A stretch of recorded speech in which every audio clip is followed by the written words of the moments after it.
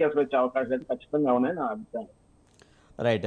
కస్బా శ్రీనివాసరావు గారు TPCC general secretary మనతో ఉన్నారు. ఆయనతో మాట్లాడదాం. శ్రీనివాసరావు గారు, సార్ మీరు అలా చూస్తారు, గాంధీ భవన్లో జరిగిన భేటీలో అయితే సీఎం చాలా సీరియస్ అయ్యారు, మంత్రుల తీరుపై అయితే సరిగా పట్టించుకోవట్లేదు అన్నట్టుగానే మాట్లాడారు. ఇప్పుడు మన శ్రవణ్ కుమార్ గారు మాట్లాడుతూ కూడా కొంత పార్టీ మీద వ్యతిరేకత ఉంది, ఈ కారణంతోనే ఈ సీరియస్ అయ్యారు ముఖ్యంగా అని చెప్తున్నారు. ముఖ్యంగా స్థానిక సంస్థల ఎన్నికల్లో రెఫరెండంగా మారబోతున్నాయంటూ కూడా ఆయన వ్యాఖ్యలు చేశారు. ముందుగా స్వతంత్ర టీవీ ప్రేక్షకులకు, మాతో పాటు ప్యానెల్లో ఉన్న శ్రవణ్ కుమార్ గారికి, వెంకటరెడ్డి గారికి, మీకు అందరికీ నమస్కారం.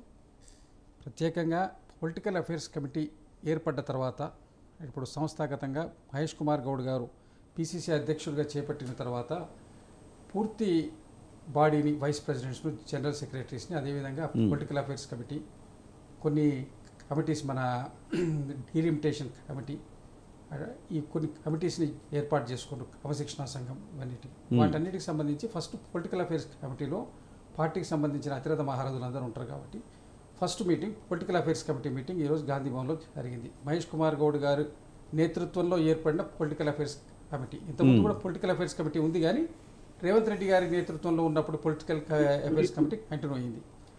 దాంట్లో సంస్థాగతంగా తీసుకోవాల్సినటువంటి నిర్ణయాల గురించి సహజంగా చర్చించుకుంటారు. ఇది పార్టీ ఇన్ కెమెరా మీటింగ్.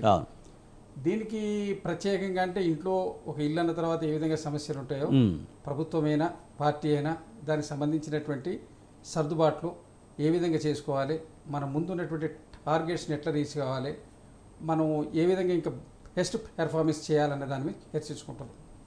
వాళ్ళలో ఏదన్నా మంత్రులలో కానివ్వండి, నాయకత్వ శ్రేణుల్లో కానివ్వండి, పరిపాలనా విభాగంలో కానీ ఉన్నటువంటి సాధక బాధకాల గురించి మనసు విప్పి మాట్లాడుకునేటువంటి ఒక వేదిక అది.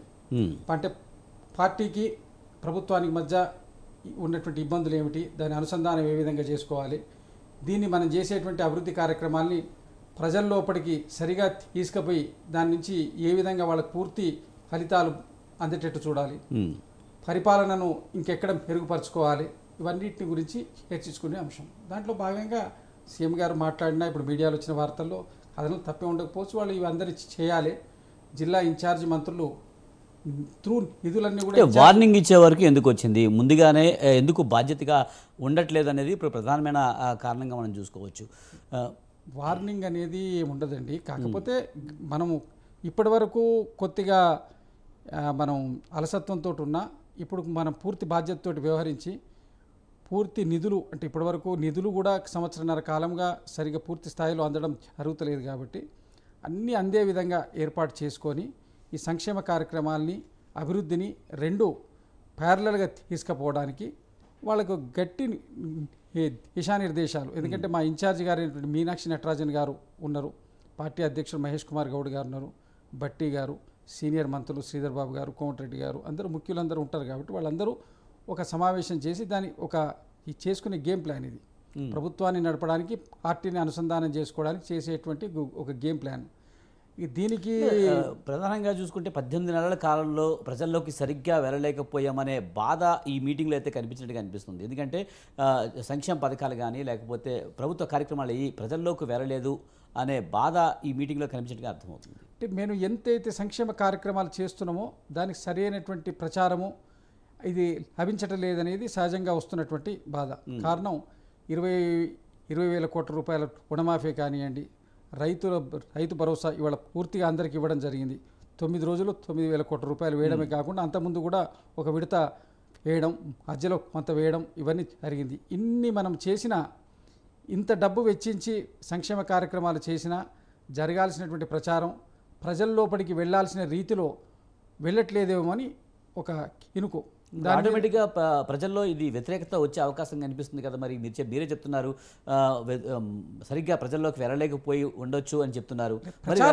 స్థానిక సంస్థల ఎన్నికల్లో దెబ్బపడే అవకాశం కనిపిస్తుంది కదా. దానికి స్థానిక సంస్థ ఎన్నికల్లో దెబ్బపడే అవకాశం లేదు, ప్రజల్లో కూడా వ్యతిరేకత ఏమి లేదు. కాకపోతే ఏమైనా ఈ కోఆర్డినేషన్లో ఏమైనా వీక్ ఉన్నామా, దాన్ని ఎట్లా సరి చేసుకోవాలి అనేటువంటి సరి చేసుకునే కార్యక్రమమే తప్ప ఇప్పటికి ప్రజల్లోపల ఎలాంటి వ్యతిరేకత లేదు. పూర్తి సంక్షేమ కార్యక్రమాలు అందిస్తారు. 10 సంవత్సరాలు జరిగిన ఆర్థిక విధ్వంసం తర్వాత ఏర్పడ్డ కాంగ్రెస్ ప్రభుత్వం అనేక ఒడిదొడుకులను ఎదుర్కొంటూ మొదటి తారీఖు జీతాను వీళ్ళకు శాలరీస్ 1వ తారీఖు ఇచ్చే పరిస్థితికి, పెన్షన్స్ 1వ తారీఖు ఇచ్చే పరిస్థితికి వచ్చింది.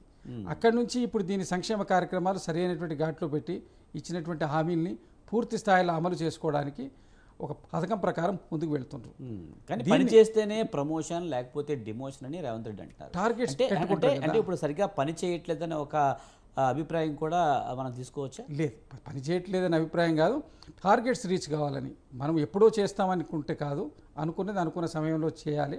ప్రజలకు అనుకుని ఇప్పుడు మనకు వరి నాట్లు అయ్యేలోపు, అంటే ఇప్పుడు విత్తనాలకు వరి నాట్లకి ఏ విధంగా అయితే ఇప్పుడు మనం పెట్టుబడి సాయం అందించగలుగుతున్నామో అదేవిధంగా ప్రతి పథకాన్ని కూడా సరైన సమయానికి అందించాలి. సరైన విధంగా టార్గెట్స్ని రీచ్ కావాలి. ఇంద్రమ్మ ఇండ్లే కానివ్వండి, ఇప్పుడు రాజీవ్ యువశక్తి దాని పేరు మీద ఇచ్చేటువంటివి కానివ్వండి, ఇవన్నీ సంక్షేమ కార్యక్రమాలు. అదేవిధంగా అభివృద్ధి కార్యక్రమాలను కూడా దీన్ని కోఆర్డినేట్ చేసుకుంటూ టార్గెట్ ఓరియంటెడ్గా చేయాలన్నది ఒక కాన్సెప్ట్, అంతకంటే ఎక్కువ. ఎందుకంటే ఏదైతే మనకు 2047 విజన్ అని చెప్పి అనుకుంటున్నాం, 100 years మన స్వతంత్రోత్సవం వరకు తెలంగాణ ఏ స్థాయిలో ఉండాలని మనం కోరుకుంటున్నాం, దానికి ఆ టార్గెట్కి అనుగుణంగా మనం ఇప్పుడు పని చేయాలనేటువంటిది అందరికి ఇచ్చినట్టు ఒక అసైన్మెంట్స్ అవి. అంతే తప్ప ఇదేదో అంతర్గతంగా ఉన్నటువంటి విభేదాలు ఇబ్బందులకు సంబంధించింది కాదు, అది కేవలం ఇది స్పెక్యులేషన్స్ మాత్రమే. రైట్. మనతో పాటు గంగా